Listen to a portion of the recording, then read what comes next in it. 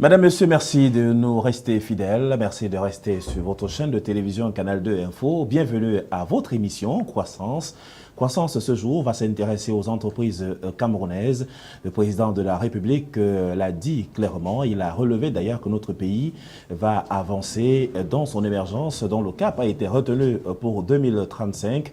Dans cet avancement, on se souvient encore que la capitale politique du Cameroun, Yaoundé, a accueilli ce grand forum économique où les opérateurs étrangers sont arrivés. Le chef de l'État a indiqué clairement qu'ils ont la possibilité d'investir dans notre pays avec des méthodes et surtout des facilitations mises en place dans le cadre de la création des entreprises au Cameroun. Justement, nous parlons des entreprises. On va s'intéresser au dernier Cameroun Business Forum déroulé dans la capitale économique du Cameroun, Douala, avec Yan Filemon comme chef de gouvernement et d'ailleurs venu personnellement présider les travaux de cette session très importante. Au cours de ces travaux, il a été question de communication, il a été question de référencement des entreprises camerounaises. Nous ouvrons donc cette petite fenêtre pour voir comment est-ce que les entreprises camerounaises peuvent de manière efficace et efficiente participer non seulement pour la croissance économique de notre pays, mais aussi se faire connaître à travers les produits que ces entreprises mettent sur le marché national, avec à la remorque l'espoir que les accords de partenariat économique signés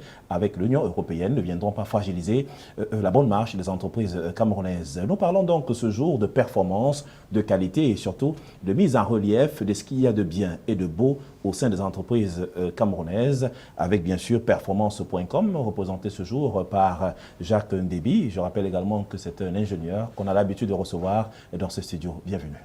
Bonjour. Nous parlons de cette force qui va être désormais la communication qui devra guider l'ensemble des entreprises camerounaises qui veulent se faire d'ailleurs connaître et surtout faire connaître davantage leurs produits. On parle du référencement de ces entreprises-là. D'où est venue l'idée de créer un espace assez important pour que les entreprises camerounaises soient connues, soit sur le plan national que sur le plan international? Le problème que nous avons eu par rapport aux besoins de référencement est né l'année dernière lors des masters de la qualité qui sont déroulés en février dernier à Douala. On s'est rendu compte que lorsqu'on avait besoin d'un consultant, lorsqu'on avait besoin de quelqu'un d'autre, on n'avait aucun lieu, aucun endroit, aucun annuaire officiel qui permet de retrouver ces acteurs-là. C'est ainsi qu'on a commencé à travailler avec le ministère des Mines, avec la direction de développement de la qualité, pour essayer de mettre au point quelque chose qui permette à chacun de trouver un partenaire. On s'est dit, par exemple, on a besoin d'un consultant. Quelqu'un qui est basé à l'étranger, il va rechercher au Cameroun un acteur. Comment fait-il pour retrouver cet acteur? C'était très très difficile. Donc on a décidé de mettre au point quelque chose. Et pour que ça marche, il fallait quand même une sorte d'ONG qui a été créée, qui s'appelle Performance Cameroun, qui tente de regrouper toutes les actions et toutes les informations qui tournent autour de la qualité au sein du Cameroun. Également tournant tout autour de la qualité, on l'a bel et bien indiqué que les entreprises camerounaises ont besoin de se faire connaître. C'est d'ailleurs une option choisie par ceux qui voudraient avoir ce qu'on appelle généralement des joint ventures ou alors des B2B, des échanges sur le plan commercial avec les entreprises locales. Est-ce qu'il y a un caractère qui est choisi, je veux dire la qualité même de ces entreprises-là, qui pourraient par exemple avoir sur des références sur différents sites dans notre pays? Est-ce qu'il y a des normes qui sont à respecter pour être éligibles à ce type d'action? Pour être éligible, si on peut le dire, au sein de Performance Cameroun, il y a des prix. Il y a par exemple le prix camerounais de la qualité qui va être lancé, qui permet à chacun de mettre en place une certaine organisation et ce prix a peut-être 1000 points. Donc, tous les candidats seront audités et à chaque point, à chaque critère, ils auront un certain nombre de points. Et si ce sont les meilleurs qui seront retenus, qui en octobre auront le prix camerounais de la qualité et sont ces entreprises-là qui seront les ambassadrices de la qualité au Cameroun ou à l'étranger. On parle d'un prix très important, donc le prix de la qualité fait partie d'autres prix qui pourraient être mis comme ça en vigueur, le temps de permettre à ceux-là même qui ont quelque chose de manière particulière à proposer au grand public. Maintenant, ces entreprises-là, lorsqu'on parle de qualité, lorsqu'on parle de normes, qu'est-ce qui peut être acceptable? Est-ce qu'on prend par exemple, celui qui fait dans la vente, peut-être, pour ne pas parler de cette grippe aviaire, qui pourrait peut-être aussi par la même occasion indiquer à ses partenaires que chez moi, j'ai pris les mesures nécessaires qui sont mises en place par les pouvoirs publics pour lutter contre cette grippe-là et qui a quand même décimé depuis quelque temps le secteur avicole au Cameroun. Est-ce qu'il y a des possibilités pour un opérateur comme cela d'aller sur le site et dire voilà désormais comment je me comporte pour être votre partenaire, ou simplement il y a une catégorie de personnes qui sont choisies pour adhérer à ce type d'activité?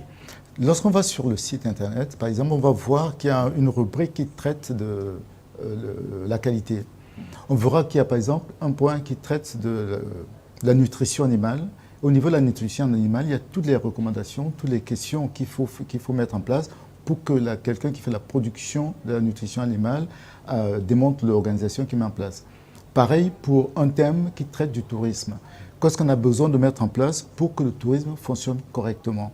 Donc nous avons tous des thèmes comme cela, où on peut voir comment ça doit se passer au niveau de l'hôtellerie, au niveau de la médecine, au niveau de tous les secteurs d'activité. Donc lorsque quelqu'un a besoin d'une information, il va à cet endroit, il a toutes les recommandations nécessaires.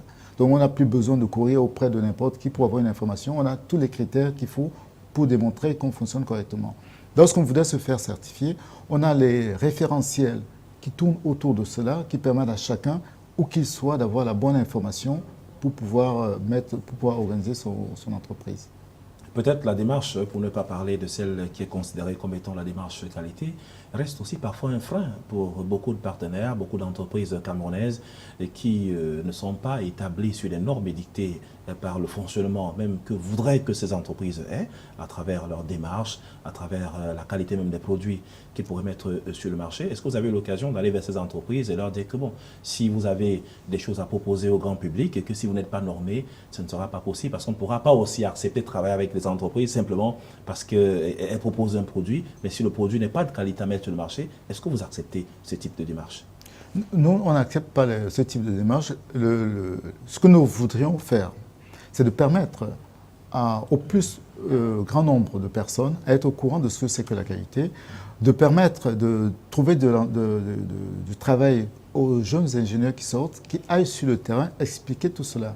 Parce que beaucoup d'entreprises ne comprennent pas beaucoup ce qui se passe, parce qu'il n'y a personne qui se rapproche d'elles pour mettre en place la démarche. On va voir peut-être sur le site, on verra qu'il y a des formations qu'on propose qui s'appellent les petits-déj qualité, qui permettent à chaque chef d'entreprise d'abord de comprendre ce que c'est que la qualité. Parce pour mettre en place, il faut d'abord que le directeur ou le dirigeant le comprenne.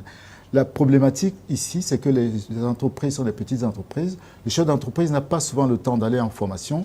À partir de là, comment faire pour qu'il soit informé? Donc on propose des petits-déj. Le petit-déj, c'est de 7h à 9h. Le chef d'entreprise va prendre le petit déjeuner dans une salle. En même temps, il se forme. Pareil pour le soir. On a appelé apéro pour les apéros de la qualité. Il part de son travail à 17h, il va quelque part. En même temps il prend l'apéritif, il prend des cours. Ça lui évite d'avoir les bouchons du soir. Et après, il apprend, il comprend exactement comment ça se passe. Ces formations seront animées par tous les jeunes ingénieurs qui sortent, les jeunes diplômés. Donc, ça nous permet de réduire le nombre de chômeurs. Donc, ça donne l'emplacement du travail à tous les jeunes capables de faire des formations. Pareil pour les assistantes des directions générales qui doivent aider le directeur à comprendre ce que c'est que la qualité. Donc il y a des après-midi, qu'on appelle les après-midi d'assistants de direction, qui doivent aller tous les 2 jours, 2 après-midi par semaine, pour comprendre les enjeux de la qualité, afin de les mettre en application dans l'entreprise.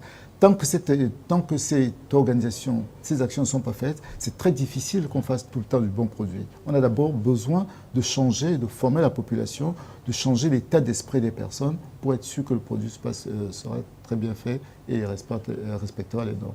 Et avec toutes les garanties nécessaires pour son élaboration, vous avez souligné cela il y a un instant en disant qu'on peut être connecté, on peut être en ligne. Est-ce que c'est des cours à distance qui vont aussi être dispatchés par ceux qui vont les recevoir à travers leur machine ou alors à travers leur tablette ou leur téléphone portable. Est-ce qu'il y aura d'autres moyens de réception pour les patrons modernes? Il faut aussi souligner que, d'ailleurs, on ne cessera de le dire, que le chef de l'État ou alors le premier chef du gouvernement, tous sont dans une dynamique d'inscription sur la toile pour que, dans les ministères, que l'information soit toujours mise à la disposition du grand public. Il y aura le principe du e-learning et du présentiel. Le e-learning permet à chacun de rester chez lui, dans son bureau, de pouvoir avancer, et du présentiel qui permet de faire un point, de faire une synthèse. En même temps, on mettra en place des outils de travail collaboratifs. Nous, on travaille beaucoup avec Trello, qui permettent à des personnes qui soient placées à des endroits différents pour de travailler ensemble. Nous avons par exemple au sein de Performance Cameroun, la présidente, c'est professeur Edima, qui est en Gaoundéré, elle est à Nensaï. Le secrétaire général, c'est le monsieur Polycarpe Ateba, le directeur de division de la qualité, qui est à Yaoundé, moi qui suis à Douala. Nous travaillons par ce genre d'outils. Ça nous permet d'être efficaces, ça nous réduit les frais de déplacement et on est très efficient. Donc on avance et tout ça. Est-ce que ce type de service est accessible à tous? Je prends un exemple simple, un ingénieur camerounais qui voit ce genre d'activité. Est-ce qu'on peut développer davantage des systèmes et des mécanismes tels que cela qui permettent non seulement de gagner en temps, mais aussi de gagner dans la formation, de gagner également dans l'acquisition des connaissances pour ceux qui n'ont pas encore l'habitude d'avoir affaire à cette manière, cette nouvelle façon donc, de travailler à distance? C'est-à-dire que vous êtes connecté avec quelqu'un qui est dans la région de l'extrême nord Cameroun et qui a quelque chose à proposer à quelqu'un d'autre qui est dans la région du centre.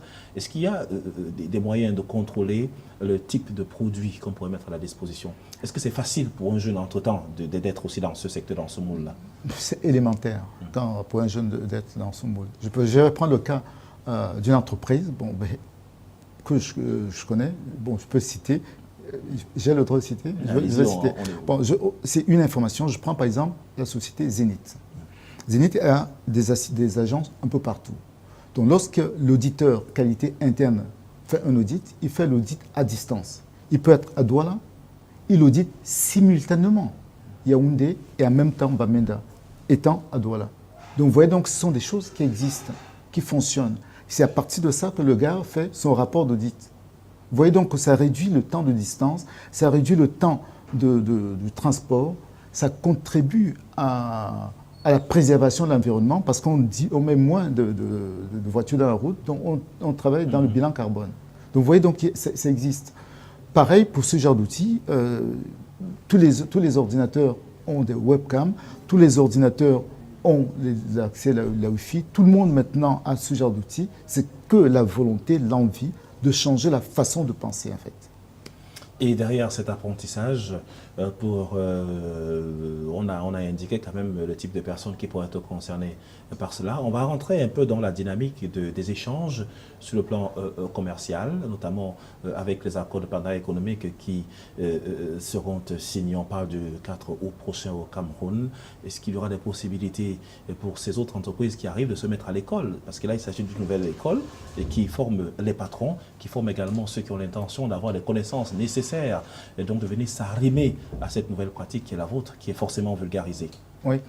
Donc, avant d'arriver sur ça, je voudrais revenir sur le cas. Par exemple, on parle aussi des APE. Je parle le cas d'un garage. Il y a des véhicules qui arrivent qui sont de plus en plus sophistiqués. Donc je connais des jeunes garagistes qui, pour pouvoir dépanner les véhicules, ont les tablettes maintenant. Ils regardent le circuit du véhicule. C'est à partir de là qu'ils font les réparations. Donc ils arrêtent de bricolage. Donc ils ont aussi leur site internet et ça permet de les reconnaître. Donc la communication, ce genre d'outils, c'est vraiment important pour tout le monde.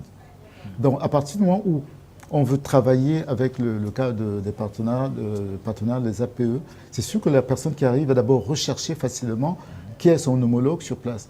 Tous ceux qui ne seront pas sur internet, tous ceux qui n'auront pas présenté leurs outils, auront beaucoup de soucis parce qu'ils seront absents, on ne les verra pas. Ils ont besoin d'être vus. Pour être vu, il faut présenter ses outils, il faut présenter son savoir-faire, il faut présenter ses méthodes de travail. On ne peut plus se cacher, on a besoin d'être vu. Et maintenant, allons dans ce que vous proposez comme service. Est-ce qu'il y a donc des particularités qui sont sur la page centrale ou alors sur l'interface, quand on y va sur ce qu'il y a comme service à proposer, par exemple? Qu'est-ce qu'on peut trouver de manière particulière? Donc, de manière particulière, on a ce qu'on appelle les bonnes pratiques. Les bonnes pratiques, c'est souvent les entreprises qui se sont fait exceller par rapport à une activité au Cameroun. Donc, on présente l'entreprise, on présente ce qu'elle fait de particulier pour que les gens comprennent qu'elle nous sert de modèle. Pour les consultants, ils savent qu'ils ont besoin de se faire référencer, d'être connus. Ces consultants-là auront une liste, ils vont présenter qui sont leurs qualifications professionnelles qui permettent d'être reconnus comme les meilleurs. Pareil pour les écoles qui forment à la qualité, on aura le site internet qui permet, le lien qui permet d'aller vers là. L'agenda, c'est tout ce qui tourne autour du calendrier des événements. On a eu par exemple la Semaine nationale de la qualité qui s'est passée récemment à Douala. Au même moment, il y avait un autre événement important de la qualité qui s'est passé au JICAM. Deux éléments importants qui intéressent tout le monde, qui sont voisins à Bonanjo. Alors si on avait un agenda, chacun sachant qu'il y a un événement important à une date donnée, il se positionne différemment. Donc avec Performance Cameroun, on a un agenda qui permettra de donner les informations à tout le monde sur les choses qui devront se passer au Cameroun en termes de qualité. Par exemple, on sait qu'il y a les masters de la qualité qui vont se dérouler à Douala, la Chambre de commerce, à partir du 12 octobre prochain. En même temps, on sait qu'au mois de juillet, il y a le ministère des Mines qui va faire des actions d'information de la population au niveau de l'infrastructure nationale qualité. Ça se passe à la Chambre de commerce. Donc vous allez sur le site, vous avez ces informations, y compris le programme nécessaire. Pareil, on est au courant dans le cadre de la prospective que des membres du ministère des Mines vont travailler à Brazzaville le 27 juillet pour parler du prix régional de la qualité. Donc c'est important que les gens sachent de quoi il s'agit. Et puis, s'ils veulent contribuer à améliorer ce genre de choses, ils vont renvoyer les informations à ces membres du ministère des Mines qui vont partir là-dessus. Donc sur l'agenda, on essaie de donner le maximum d'informations pour que les gens soient au courant de ce qui se passe. Lorsque quelqu'un a besoin d'une question, a un problème, il va sur le forum, il pose une question, forcément il aura une réponse. Donc les réponses seront claires. Lorsqu'on dit par exemple que quelqu'un a besoin d'une formation, par exemple une formation d'auditeur, est-ce qu'un étudiant sorti de l'école tout de suite peut être auditeur IRCA? Non, il ne peut pas, ce n'est pas possible. Parce que les gens ne le comprennent pas. Pour être auditeur IRCA, il faut avoir travaillé 2 ans. Donc un étudiant qui vient de sortir ne peut pas le faire. Donc souvent, on voit des publicités où on leur demande d'aller payer des formations IRCA. Mais ce n'est pas normal, c'est l'arnaque. Et ça se déroule dans notre pays? Et ça se déroule dans notre pays. En Afrique ou seulement c'est la partie du Cameroun? Ça, c'est la partie, ça, je le sais, au Cameroun. Donc on ne peut pas le faire. On prend de l'argent aux jeunes pour rien. Parce qu'ils ne peuvent pas le faire, ce n'est pas possible. Les critères déjà, c'est avoir travaillé 2 ans. Quelqu'un qui sort... Il y a les meilleures écoles de référence quand même qui existent, peut-être pas seulement au Cameroun, à l'étranger aussi. Oui, mais je vais dire la certification, la qualification d'auditeur qui s'appelle IRCA. Donc c'est une qualification professionnelle. Mais cette qualification professionnelle, c'est quand quelqu'un a travaillé 2 ans qui peut prétendre passer cet examen. Mais on fait des promotions pour que les jeunes aillent faire ce genre de formation. Ils payent, mais effectivement, ça ne leur apporte rien parce que leur qualification, leur expérience ne leur permet pas d'être éligibles. Donc c'est tout ensemble de ce type d'informations qu'on retrouvera au niveau du portail pour que les gens aient la bonne information. Et surtout la meilleure information, et que désormais les gens ne se trompent plus en allant par exemple faire des formations avec les certificats IRCA. Pourtant ils n'ont pas la maîtrise nécessaire. Vous l'aviez indiqué, il faut absolument 2 ans, oui, peut-être minimum. Pour avoir travaillé 2 ans dans le cadre de la qualité, pour pouvoir... Dans un service, dans une entreprise ou bien dans une entreprise, mais dans l'activité qualité. Pendant 2 ans, il faut le justifier, prouver qu'on a travaillé au minimum, là, d'une façon continue. Mais si on n'a pas travaillé d'une façon continue, c'est 4 ans d'expérience qu'on vous demande pour vous positionner. Et avec cela, vous avez seulement la possibilité de travailler localement au Cameroun, non, là, au Gabon, en Guinée équatoriale, dans tous les pays? Vous avez la possibilité de travailler dans tous les pays.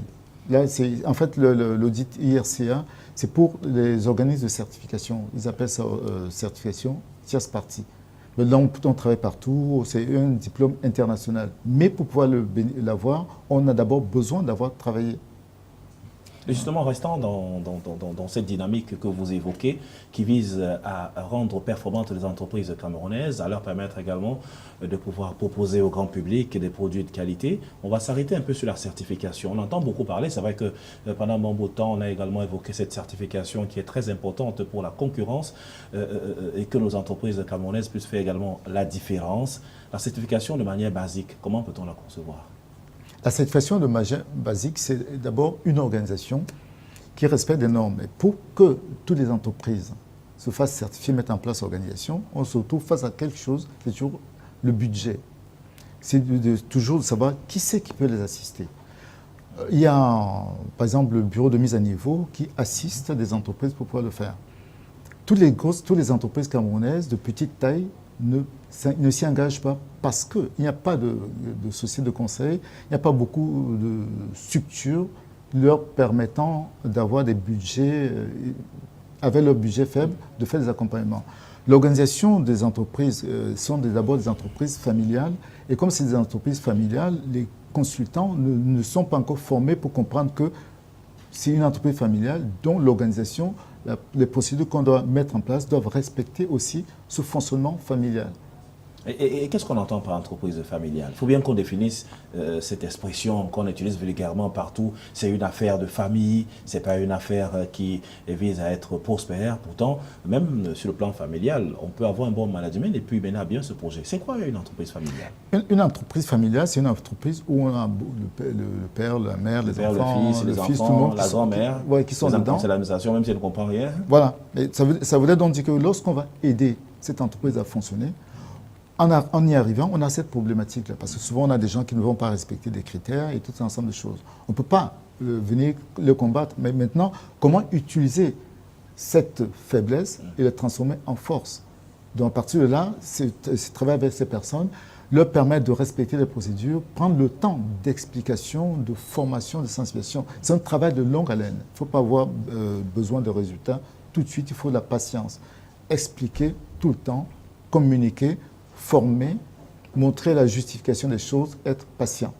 Et justement, en parlant des entreprises, lorsque vous arrivez, je prends un exemple simple, devant un manager qui n'a pas eu toute la formation nécessaire. Comme on dit, beaucoup ont eu l'occasion de vendre des arachides et de devenir milliardaires dans ce pays. On a entendu des vertes et des pas mûres. Vous arrivez devant quelqu'un comme ça qui a des moyens, qui crée un patrimoine mobilier, même un patrimoine qui est assez riche et assez important. Il veut développer son entreprise. Quelles sont les techniques d'approche? Comment vous lui faites comprendre que la démarche que vous voulez engager, notamment au niveau de la qualité des normes, pour finalement certifier son entreprise, est nécessaire? La démarche qualité est simple. Il y a certains qui prennent la démarche et la partie procédure, processus et tout ensemble de choses. La qualité, c'est d'abord de réduire, au sein de l'entreprise, c'est de réduire les coûts et de gagner, d'avoir le plus de marge bénéficiaire. Donc à partir du moment où on explique cette approche au chef d'entreprise, lui, la première chose, c'est que combien je gagne. Souvent, c'est que ça va lui rapporter. C'est que ça lui rapporte. Dans les normes. Si je suis là-dedans, je gagne combien? Donc c'est là qu'on va lui démontrer que en mettant en place une démarche qualité, il gagne de l'argent. Si on se souvient de ce qu'a fait Carlos Ghosn quand Renault a acheté Nissan. Donc, ce qu'il a fait, c'est que Nissan chutait complètement. En travaillant avec la qualité, il s'est mis à combattre les coûts de non-qualité qui lui ont permis de faire des réinvestissements. Donc, partout où il y avait des pertes, il les a éliminées. Ce sont les pertes la première façon de s'enrichir, c'est réduire les dépenses. Donc il a commencé à voir tout ce qui génère l'entreprise, toutes les dépenses inutiles, il les a enlevées, et ça permet de réinvestir. Maintenant on voit où se trouve Nissan. Donc c'est pour montrer que quand vous montrez ça à un chef d'entreprise, ça va. En général, quand on parle de la qualité, on ne parle pas au chef d'entreprise. On va lui dire, mais monsieur, il y a des processus, des procédures, la norme ceci, la norme cela. Franchement, ce n'est pas son problème. Si vous arrivez et qui vous écoute, il sait que vous... La technique d'approche est très importante. La technique d'approche est très importante. Quand je vais arriver, je ne veux pas lui parler de la qualité, je vais parler des marges, des coûts, comment tu fais pour gagner de l'argent, pour pouvoir le faire. Si tu écris une procédure, là, ça va te faire ceci. Ah, d'accord, il a compris, ça marche. Mais si vous dites qu'il faut faire les processus, les cartographies des processus, les pilotes, mais il ne va rien comprendre, il vous chasse. Et tant pis pour l'ambitieux projet Et que vous portez parmi vous, notamment pour faire étaler ce savoir. Voilà. Et c'est la raison pour laquelle, en prenant le principe des petits-déj et des chefs d'entreprise, en général, il n'y a même pas trop de formation pour les chefs d'entreprise qui leur permet de s'asseoir et de comprendre ce que c'est que la qualité. Donc, le chef d'entreprise envoie des personnes. Quand ils arrivent, lui, il n'est au courant de rien. Et c'est un risque, c'est une situation qui, souvent, gêne le chef d'entreprise parce qu'il ne comprend pas. Alors que si on le sensibilise clairement, il discute avec les autres chefs d'entreprise, ils échangent, ils comprennent. Ça devient plus facile de faire le déploiement de la qualité.